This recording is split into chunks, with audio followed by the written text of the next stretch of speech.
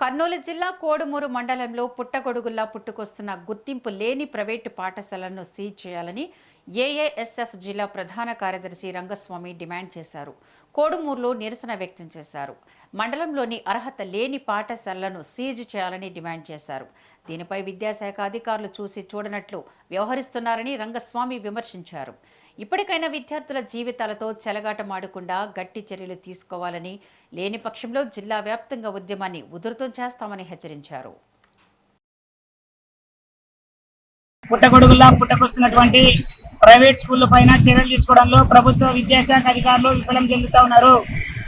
ఇప్పుడు ప్రస్తుతం 2026-27 విద్యా సంవత్సరానికి సంబంధించి ఇక్కడ మండల పట్టణ స్థాయిలో అనేక ప్రైవేట్ స్కూళ్లు షెడ్లు వేసుకొని అదే విధంగా కొట్టాలతోన విధులు నిర్వహిస్తున్నటువంటి స్కూళ్ల పైన చర్యలు తీసుకోవడంలో విద్యాశాఖ అధికారులు నిద్రపోతూ ఉన్నారు.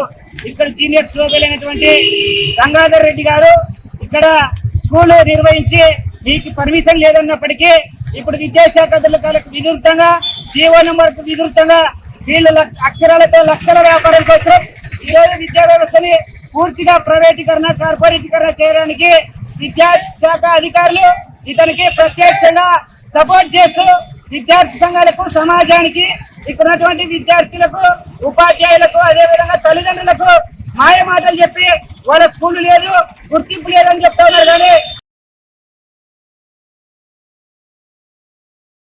అక్షరాలతో లక్షల వ్యాపారం చేస్తున్నటువంటి ప్రైవేట్ స్కూల్ ఈరోజు గ్లోబల్ స్కూల్ ఈరోజు ఒకటి లేక ఒకటి ఇంకోటి ఈరోజు కోడుమూరు పట్టణంలో వస్తున్నాయి. కానీ ఏమాత్రం ఈరోజు ఎంబీఓ గారు కూడా పర్మిషన్ లేని ఎంబీఓ పర్మిషన్ లేకుండా ఈరోజు బ్యారల్ కడతారు.